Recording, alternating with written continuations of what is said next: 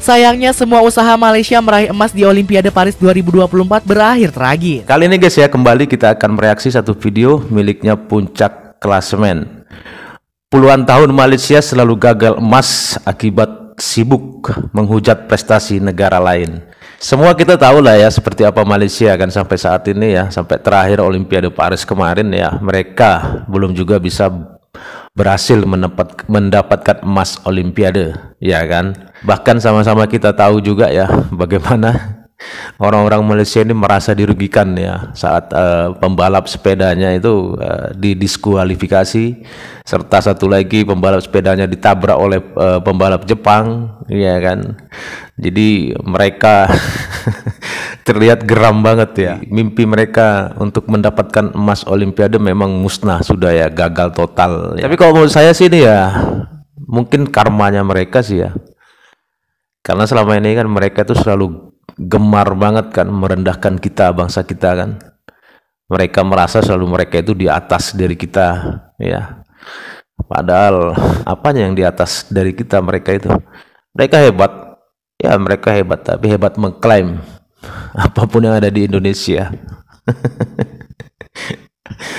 Itu mereka juara kalau soal itu ya, juara satu kalau soal itu. Jadi guys ya, tidak usah berlama-lama guys, langsung saja kita tonton videonya sambil kita menonton, sambil kita juga berkomentar ya. Namun sebelum lanjut teman-teman, jangan lupa nanti kunjungi channel Puncak Klasemen ya, linknya saya taruh di deskripsi, dan pastinya teman-teman jangan lupa di subscribe ya. Oke, langsung kita tonton videonya.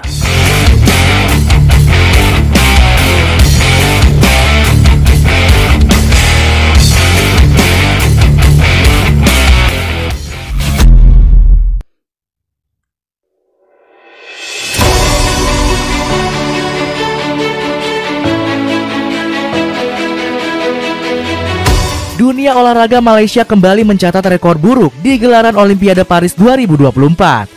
Sejarah kelam puluhan tahun gagal dihapus usai negeri jiran meraih 0 medali emas.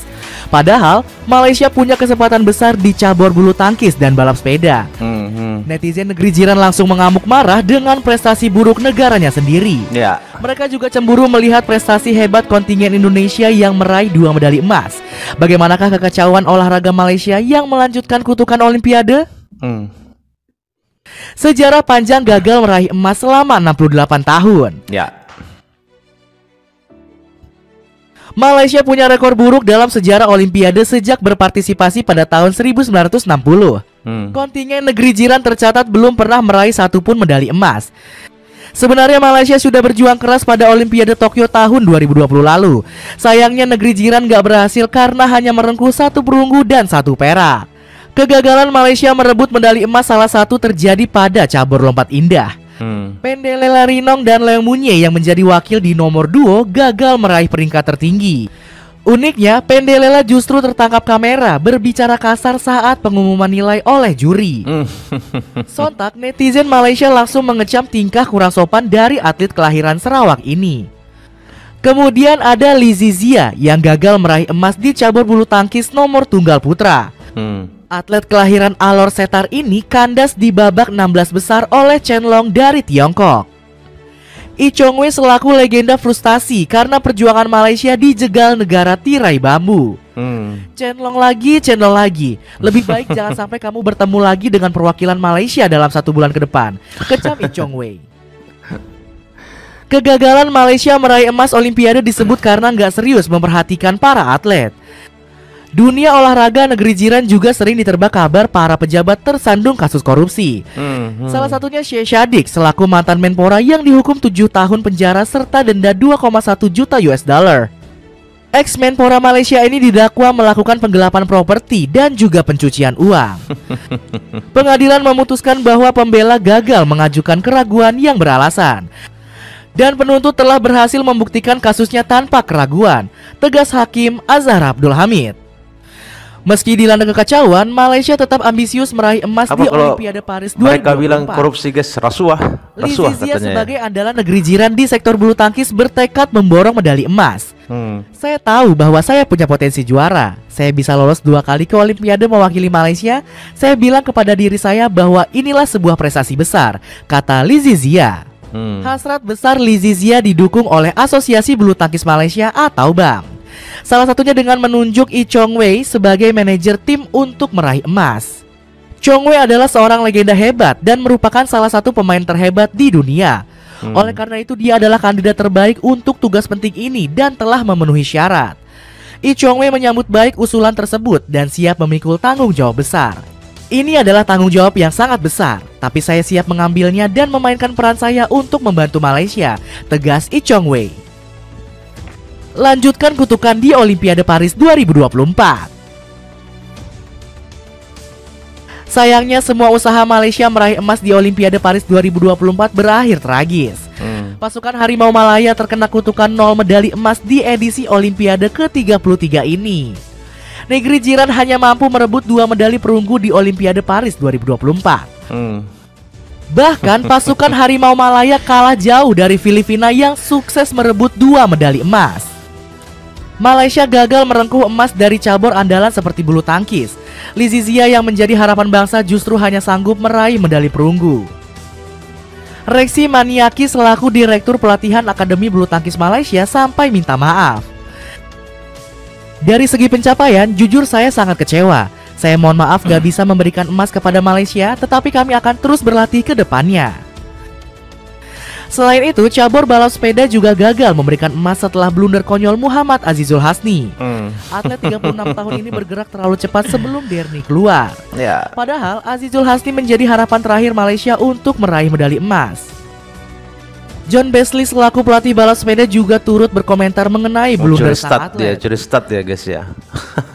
Kejadian ini masih belum bisa diterima oleh Azizul Hasni. Sebenarnya saya sudah mengharapkan agar Derni juga dapat bergerak lebih cepat. Tetapi ini gak masalah, ucap John Besley. Warga negara sendiri yang berulah menghujat atlet. Prestasi buruk Malaysia di Olimpiade Paris 2024 ditanggapi dengan frustasi oleh netizen. Anehnya, warganet negeri jiran justru melampiaskan rasa kesalnya dengan menghujat negara lain. Salah satunya Shinji Nakano, selaku atlet balap sepeda Jepang yang dihujat netizen Malaysia. Warganet negeri jiran mengamuk setelah atlet 53 tahun ini terlibat insiden dengan Muhammad Syafir Daun Syahrom. Pebalap sepeda andalan Malaysia ini ditabrak oleh Nakano jelang garis finish di nomor keirin. Padahal Syahrom diprediksi akan finish ketiga untuk meraih medali perunggu. Sontak netizen Malaysia langsung ramai menghujat Nakano setelah insiden tersebut. Bahkan keluarga atlet asal Jepang ini sampai ikut dirujak oleh warganet negeri jiran di sosial media. Bahkan Nakano sampai memohon netizen Malaysia untuk berhenti menyerang keluarganya. Aksi warganet negeri jiran ini malah ditegur keras oleh Syahrom sendiri. Setelah pertandingan, Nakano menemui saya. Dirinya meminta maaf karena sudah menabrak saya dan saya meminta agar masyarakat Malaysia menghentikan komentar negatifnya. Netizen Malaysia juga menghujat Menpora Hanahyoh akibat memuji atlet Kunlavut Vititsran dari Thailand. Inikah Menteri Kebanggaan Malaysia mengidolakan atlet negara lain yang kalahkan pemain negaranya sendiri? Serba salah ya. Hanah, tulis salah satu netizen. Warganet negeri jiran langsung menyebut Hanah gagal menjadi Menpora. Pasalnya kontingen Malaysia kembali nggak berhasil meraih satupun medali emas di Olimpiade Paris 2024. Berbeda dengan prestasi buruk Malaysia, kontingen Indonesia justru berhasil meraih rekor hebat. Skuad Merah Putih merebut 2 emas untuk menyamai prestasi brilian di Olimpiade Barcelona 1992. Emas pertama kontingen Indonesia disumbangkan oleh Fredrik Leonardo dari cabur panjat tebing. Ya, betul. Sementara emas kedua didapatkan oleh Rizky Juniansyah dari cabur angkat besi. Kontingen Indonesia untuk pertama kalinya meraih emas di luar cabur bulu tangkis. Skuad Merah Putih juga meraih 1 perunggu berkat kerja keras Gregoria Mariska Tunjung. Tunggal putri kebanggaan Indonesia ini menyelamatkan wajah PBSI di Olimpiade Paris 2024. Pasalnya, cabur bulu tangkis yang menjadi andalan utama justru gagal mempersembahkan emas. Meski begitu, Menpora Dito Aryo Ditejo tetap mengapresiasi kontribusi semua cabur yang bertanding di Olimpiade Paris 2024. Alhamdulillah, ini hasil yang sesuai target. Memang sejak awal, tim pakar dari Kemenpora telah memperkirakan peluang besar di bulu tangkis, angkat besi, dan panjat tebing, ucap Menpora.